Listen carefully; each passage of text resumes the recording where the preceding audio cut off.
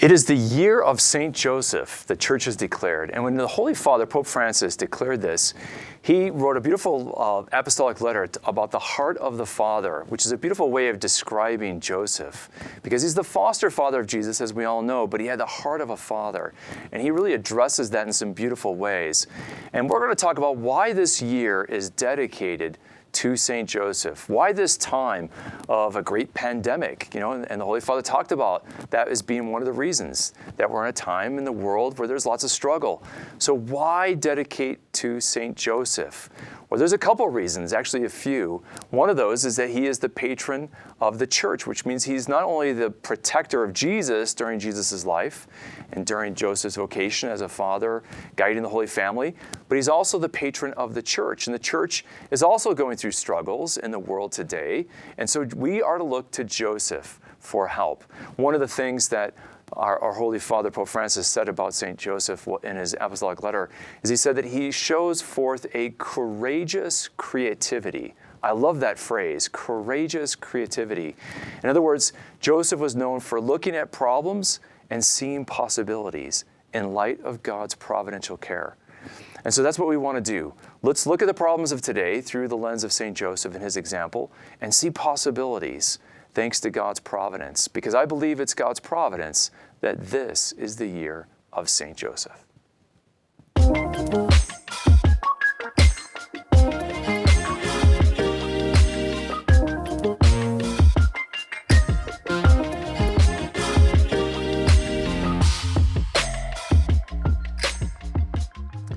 Well, I'm so pleased to be joined by a good friend and a real leader in this area of St. Joseph, and that is Devin Schadt. He's a special guest with us today, and we're going to talk about St. Joseph in the year of St. Joseph, and I can't think of anybody better because Devin heads up, he's the executive director of a wonderful apostolate that is dedicated to Fathers of St. Joseph, which was started well before the year of St. Joseph. Yeah, well before. And your whole apostolate is really dedicated to renewing fatherhood amongst Catholic men. And this renewal of fatherhood is really important.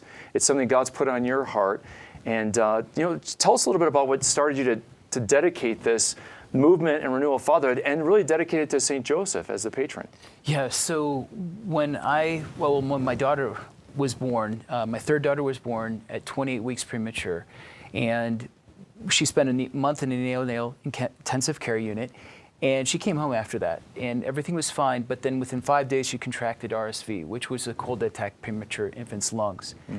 Well, we took her back to the hospital, regular pediatric unit, and due to nurse neglect, she suffered about 10 hours of apnea. Not enough oxygen was transmitted to her brain, a hypoxic event.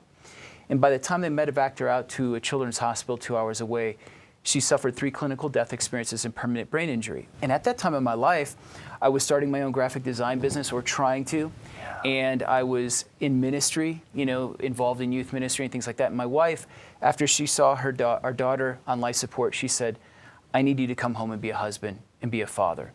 And that wasn't something I was extremely excited about. Not that I didn't want to be a good father or a good husband. I just didn't know how. And I wanted to be conquering the world. You know what I mean? So fatherhood looked like a second-rate vocation. And so it was wrestling with that I discovered the authentic goodness of fatherhood. Not only the authentic goodness, but the necessity of it, the vitality of it, and how there's a real void in our culture in fatherhood. Devin, you mentioned this idea that a lot of people, as you experienced it yourself, have a desire to be good fathers, to be good husbands, but they are driven by other desires, to be successful in the world, to build their careers. There's so many things, and we have so many opportunities.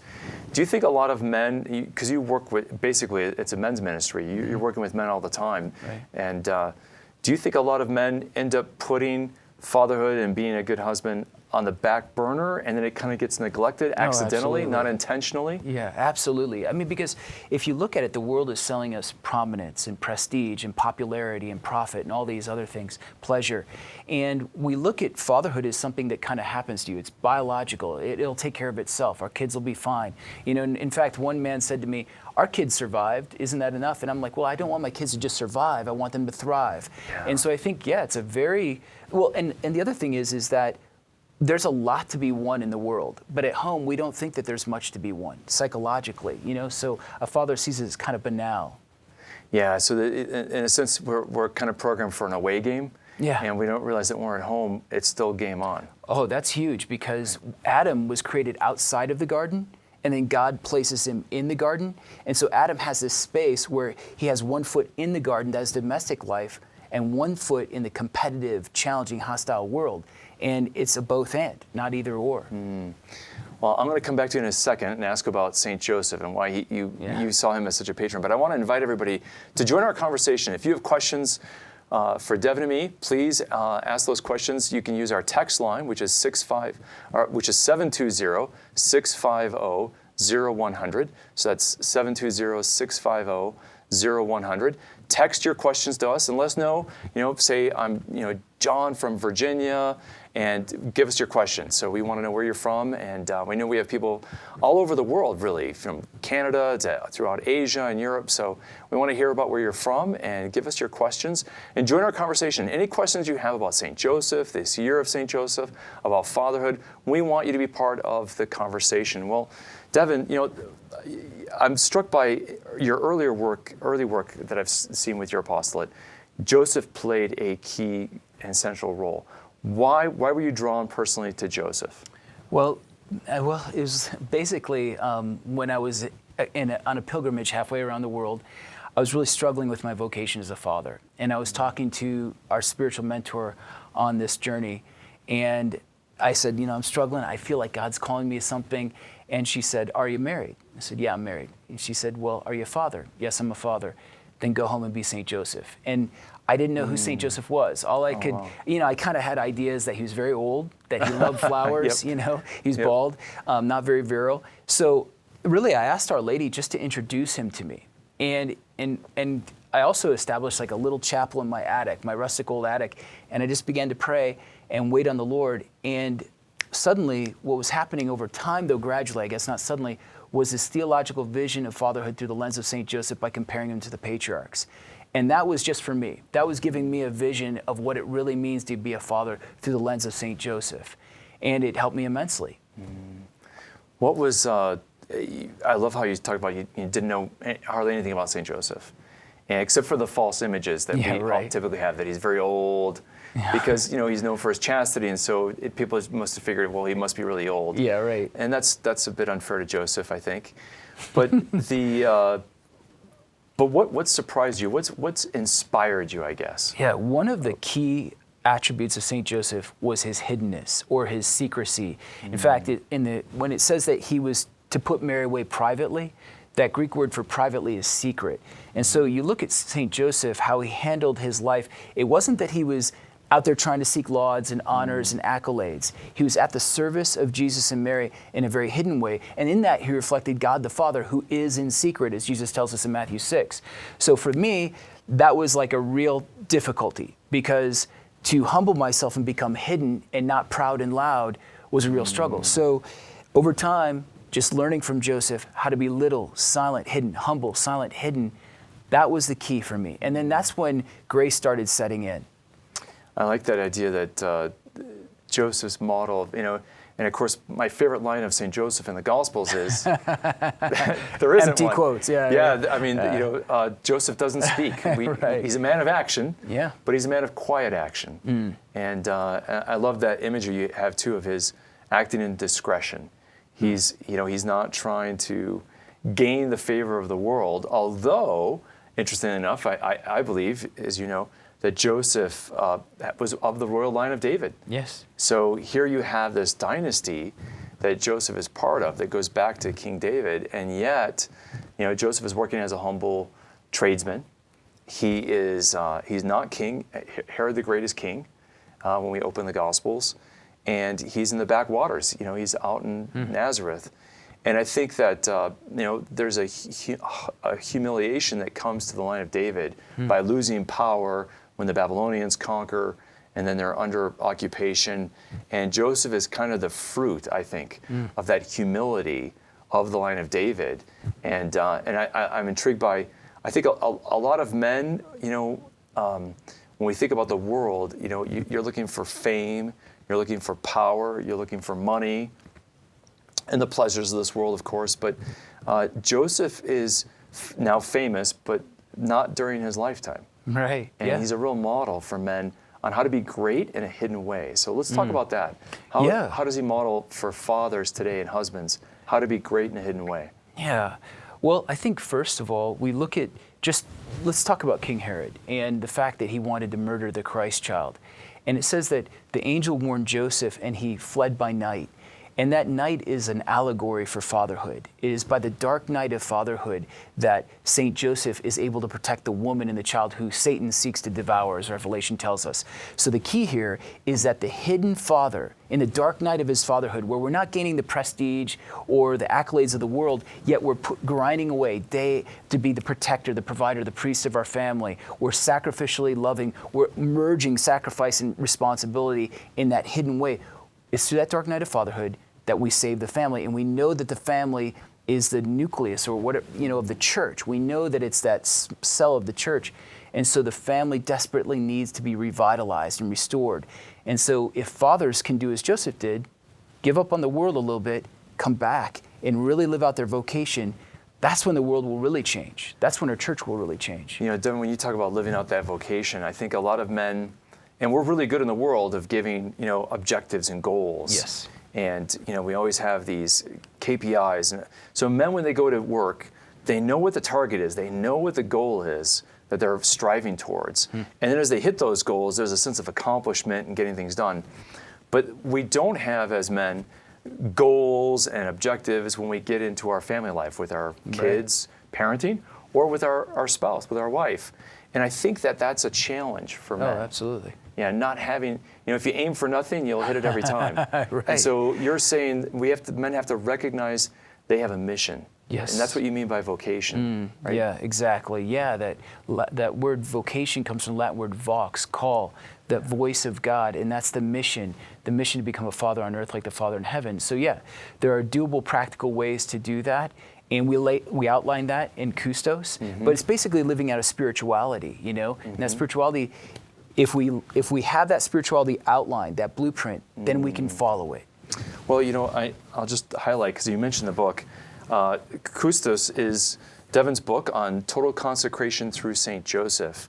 And so I want to highlight this book because this is a great way, 33 days of reflection that puts men on a roadmap for a spirituality modeled by St. Joseph. And so this whole idea of fatherhood is a great way for men to start. And so you can get this at Catholic.market. We have it available right now on Catholic.market because we think it's important for men to get these kinds of great spiritual resources.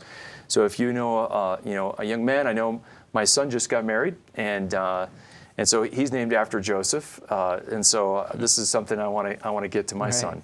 So I'm going to do that. So if you know anybody who you can give this book to, I highly recommend it. Well, Devin, Vince asks a question, and I want to get this question right, but it's basically, if St. Joseph's so important, why is he not quoted in the Gospels? So why do you think that's significant? That here you have this very important saint, one of the great saints of the church, and he's there, with Joseph and Mary, or Joseph is with Mary and Jesus, and yet we don't get any quotations. Right. I mean, St. Joseph's silence speaks profoundly of the greatness of the call to fatherhood, and I think God's designed it that way so that we can look at fatherhood and what it is and what it isn't. But what a great man is a great man isn't, known for all of his words, although we have great teachers in the church. But those teachers are great teachers because they sacrificed, because they were responsible with their vocation. And that's the key. God judges us not based on what we say as much as what we do.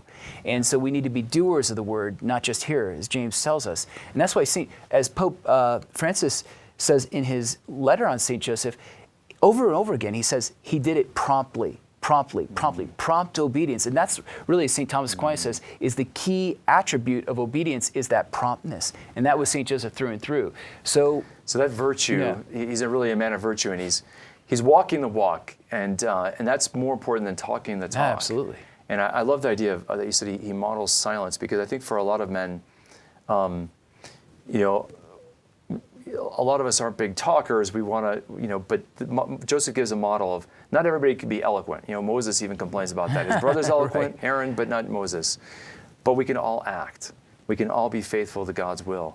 Kelly from New Jersey asks, in the Litany of St. Joseph, he is called the terror of demons. I love it. Can you explain that? Why is he called the terror of demons? Yeah, so great question. A terror of demons is someone in which the demons have no power over. Okay, so Satan has no power over St. Joseph. Why? Because he's got key attributes. He's silent, he's secret, lathra, secret. He is obedient at every turn. He obeys the Lord's commands when he's prompted. And the demons are known for being disobedient, non-serving. I will not serve. And yes, and he worships God incarnate, which the demons won't do either. But he also upholds the Blessed Virgin Mary and her purity. So there's many reasons, and we could list. But the key here is this: is that God placed the least perfect member of that family as the spiritual leader, in the sense that from the time after Mary's Annunciation, all the divine directives were given from the angel to Joseph. God signifying that even if he is the least perfect member, he's called to lead. And so that's the idea with us. And when we really lead and we're obedient in that leadership to God, then we can become terror of demons. That's a beautiful thing. And I think it's an encouragement for men, because I think for a lot of, the culture, we're swimming upstream against the culture today that's not Christian. And for men to lead their children and their spouse, it can be intimidating. And I think what you're saying is that men just have to realize and discern what God's will is, and hold on to that and lead their families towards God's will. Yeah, absolutely. And you're not going to know God's will unless you're listening. And that listening comes in the silence, embracing the silence. And that's what we learned from St. Joseph. When he discovered Mary pregnant without his cooperation, what does he do? He enters the silence. He waits on God, and he waits. And in fact, the Greek word is enthomeme. He ponders in a passionate thumos way with his spiritedness. He surrenders all that passion to God and waits on him. Yeah, he really is a model, because he's a just man, as Scripture says. So he's modeling that ideal that God gives Israel of listening, Shema, to hear the word of God and to listen and to absorb that. And Joseph models that. Well, another question comes in from Kevin, and he says, is devotion to St. Joseph, does that develop later in the church's history? And I think of, and this question brings back my thought of earlier talking about St. Teresa of Avila. She had a great devotion to St. Joseph in the 16th century. And, Joseph was popular by the 16th century. Certainly, devotion to St. Joseph grows. And I would say that it starts to emerge in the 16th century a little bit more. Teresa of Avila has a big impact. I remember reading her. I had a devotion to St. Joseph and loved St. Joseph, but I remember reading her autobiography. And she said, look, I've prayed to many saints. The one who's the most effective for me is St. Joseph. Yeah. And so she would go to St. Joseph all the time. And she really, her popularity really spread the popularity of St. Joseph. Yeah, absolutely. And it's true, devotion in the early church to St. Joseph was a little thin and sparse, but there's a reason for that, because the church was focused on the perpetual virginity of Mary and the hypostatic union of Jesus Christ. And so there was all these other things that had to be worked out before you could really bring Joseph in the picture, because it would get very confusing. Well, was he the father? Was he not the father? He really is a father in the deepest sense of the word, as St. Albert the Great says, but it'd be too confusing for the early church. Yeah, there's a lot of things to be worked out with Jesus' divine sonship and his human nature. But I think, well, Paul from Canada asks, do we know how old Joseph was when he died? Yeah, no. No, we don't. No. And, now it's worth maybe going back to something you said earlier, Devin, that is, there's a real difference between, in the Latin and Western tradition, oftentimes Joseph was depicted as an old man. And I think that's because two reasons. One, there is the cousins of Jesus, or the brothers and sisters of Jesus, which proper understanding in the Latin West is that those were cousins or nephews, relatives basically, but not literally brothers and sisters through Mary. Now in the Eastern Church, they had the tradition that Joseph was married previous to Mary. He had children and then he was widowed, and then he was getting married to Mary as a second marriage after he was widowed. And so he had these other kids, these other children. I like the Western tradition that Joseph didn't have a previous marriage. Young man, loved Mary, but they lived chastity. And it's always striking for people. They always had, how do you end up with Joseph being chaste and Mary and Joseph not having marital relations and Mary being a perpetual virgin? But with the Dead Sea Scrolls and other things that we've discovered, we know that there was a community of Jews in the first century, the Essenes, who believed that the Messiah was at hand, and they lived abstinence in their marriages and lived a kind of quasi-monastic life, a lot of these Essenes. And they had the community where we got the Dead Sea Scrolls out in Qumran. So the idea of young Jewish couples living chastity out of discipline, believing that the age of the Messiah is coming. Well, Joseph and Mary were tipped off that it was the age of the Messiah by the angel and announcing to both of them in different ways. But so there's good reason for that. And we have to believe with the Blessed Virgin Mary, the grace that she received in the Immaculate Conception, in her conception, that she would have been clued in and tuned into the Holy Spirit to want to make that vow. And the scriptures are, I think support wholly that Joseph made that vow with her. David from Connecticut asks, I'm currently doing a consecration to St. Joseph, which is fantastic. How can young adults in particular live out the virtues today in culture? So what for, David probably asking, how do young men, who want to make the consecration, follow Joseph in his spirituality, how do they live that out practically? How they live it out practically? Well, Joseph has 4 pillars basically. Embrace silence. So silence is the first. Embrace woman. So as Joseph embraced, honor women, respecting women, be chaste, be pure, stop the porn, all that. Sacrifice yourself for her by serving her, bearing her burdens as your own, embracing your child. So what that means is to become the face, the voice, the touch of the Heavenly Father that they cannot see, feel, or hear. And then the last one is assume your charitable authority. Lead by loving and love by leading. Sacrifice and set that stage. Lead in prayer. Yeah, I want to come back to that. I love that line. You have, love by leading and lead by loving. I think a lot of men today, this idea that men are supposed to lead and be spiritual, have spiritual headship in their family. I think men feel paralyzed by that. They have no idea what that means. Yeah. And I think that little phrase you had is a great way to summon them and invite and challenge men to take up that kind of leadership. Oh, yeah, absolutely. And in Kustos isn't just 33 days of reflections. It also comes with 7 stages of spiritual practices that escalates as you go. So they compile. And so the first stage is embracing the silence, Second stage is embracing hidden sacrifice. But then as you move on, embracing your wife, basically like toward the end, you start to live the liturgical life. Or, these things, there's practical ways, practices that you can live this out at home to live out that virtue so that your family begins to live it and then it trickles out to other families and then pretty soon your parish is renewed. One of the things I really appreciate is that Joseph's known for his chastity, and of course the Joseph of the New Testament is known for his chastity and protecting and guarding the Virgin Mary, the Blessed Mother.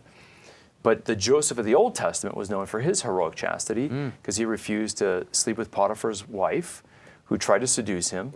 And he said, how far be it from me to sin against God and to betray my master who's entrusted me. And so this idea of chastity is very important to the character of Joseph throughout Scripture. But I also think it relates to Joseph in his royal dignity, because as being of the royal line of David, kings are known for their rule, but you have to have self-rule first. You have to master yourself. You have to conquer yourself. And that's really something important for, I think, young men today. Absolutely. And it's the big challenge, especially in terms of chastity with the challenges of pornography and other things.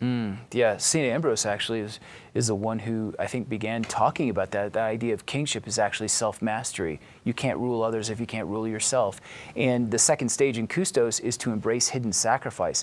And so the way that we can master, in a sense, our passions, we can't do it on our own, first of all. We need God's grace. But the way that we can give him our water so he can transform it into wine is by taking on hidden sacrifices. And then we're humiliated in our failure, but then over time, God starts to give us the grace to see, hey, you can do this, you can do this. It's so important because I think a lot of people think that prayer is just a good thing you should do, like flossing, right. And you should check it off the list. As a Christian, I should pray. But once you're trying to live the life of Christ and be faithful to Christ, you realize you can't do it on your own, and you start begging, God, give me the grace to help me do this. And we realize that, prayer is not an adornment to the Christian life. It's a necessity for living the Christian life, isn't it? Absolutely. It's just as important as eating, you know? And I think the thing too is that it's so beautiful because in prayer, we actually meet the God who wants to have a relationship with us. He wants to transform us, and he wants us to be partakers in his divine nature. He wants to share his glory with us and have that glory be manifest through us in this world. What the feedback you get from men who go through Kustos and some of these other things that you have for men? Yeah. And why don't you mention your website? It's fathersofstjoseph.org. Yeah, fathersofstjoseph.org. Yep. And I think that they'll put that on the screen for everybody. But I think, you know, when men start going through this program, what's some of the responses you get from men? The responses are unbelievable. We keep hearing that this is giving me a blueprint for the rest of my life. So the idea behind Kustos is at day 33, you may have completed the consecration, but that's just the beginning. A priest said on Ash Wednesday one time when I first came back to church, this Lent, I want you to take on something you'll do for the rest of your life. Don't just give up chocolate. And so that's what Kustos is all about. It's developing a blueprint for the rest of your life. I think that blueprint's so important, Devin. As I mentioned before, you know, if men have nothing to aim for, they'll hit it every time. And I think so many men are just empowered when they are just given a roadmap. Yeah, that's what that is. We need a roadmap to be successful. Absolutely. Yeah. And then what's your hope for renewing fatherhood today? Yeah, I mean, I definitely believe that society goes by with the family and the family goes by with the father. So in our churches, we can see it. A lot of our churches are languishing. And what's the key component? When dad's not worshiping, the family doesn't follow. So what's my hope? My hope is that dads would begin to lead their families in worship, even if they're not the most holy, you know, to bring their families, set that example, set that pace of self-giving love as St. Joseph did, and renew the church. Devin, a lot of people are going to ask, you know, how do I get my husband to want to be a spiritual leader, to engage, to take up the blueprint, so to speak? Right? So I'm sure you get that question a lot. So what do you say to all the women out there who want their husbands to be watching this, but their husbands aren't? Yeah, don't badger him and don't complain at him, you know, because that has the reverse effect, because he does actually want to be a leader. But when someone's telling him how to lead, he doesn't want to lead, right? Because then he's following. Right, exactly. Right. And it's not, he needs to follow Christ. And so, but the idea here is that just for women, pray for your husband. If you really want your husband to be a leader, sacrifice for your husband. And the other thing is, don't complain, you know, and don't try to lead him. And eventually he'll start to get the idea. But the problem is truly that men are called to initiate self-giving love. We're called to set the pace of self-giving love, like in dancing. The man takes that first step. Doesn't mean he's a better dancer. So that's the difficulty. That's the challenge. Just leave a copy of Kustos on the counter. Don't even say anything about it. Just leave it in obvious places, right? Nice. I like it. Very good. Well, you know, Devin, this is great. Awesome. I'm so glad that you could share with everybody some of the great work you're doing. And I just want to, why don't you mention your website one more time? Because I want people to find that. There's a lot of great resources there for guys. fathersofstjoseph.org. Yeah, fathersofstjoseph.org. Yep. St. Joseph. St. Joseph. And I know it's on the screen, and I hope people avail themselves of that. Yeah. And this is great. This is a great work. It was providential that you had written this before the year of St. Joseph. Yeah, I wrote it many years actually prior to even knowing I was going to even publish it. And then my son-in-law said, hey, can we do that consecration with some friends of mine? And then pretty soon we had guys from across the nation vetting it, and we're like, we should do this, you know? So it was really good. That's terrific. Well, part of God's providential care for such things, for such times as these. So I hope you're inspired by the example of St. Joseph. I pray to him, as St. Teresa of Avila said, he is a great protector, a great patron, and he is the terror of demons. But pray to St. Joseph and take your problems to him and ask him for the courage and the fortitude, because he's a man of fortitude and strength, and ask him to pray for God's grace that you may be strengthened and that the men in your lives may also be strengthened. Next week I want to mention we're going to have one of our own professors, Dr. Brant Petrie, who's a dear friend, and we're going to talk about the case for Jesus. Brant is one of the top Catholic biblical scholars, and he has written a wonderful book, and he's done a wonderful video series defending the historicity of Jesus Christ. Using the most critical questions that history and historians have, and showing that our Catholic faith and the biblical vision of Jesus in the Gospels stands out loud and clear and is validated as true and authentic. And if you want to hear a great apologetic for defending who Jesus is historically, you're going to want to tune in next week for our show with Dr. Brian Petrie. And I hope you can also join us on our daily reflections. And so there's a link for that as well. We do a daily reflection every day that I lead, 3 to 4 minutes on the readings of the day from the Mass. I hope you can join us for that as well. And we thank you for joining us, and may the Lord bless and keep you.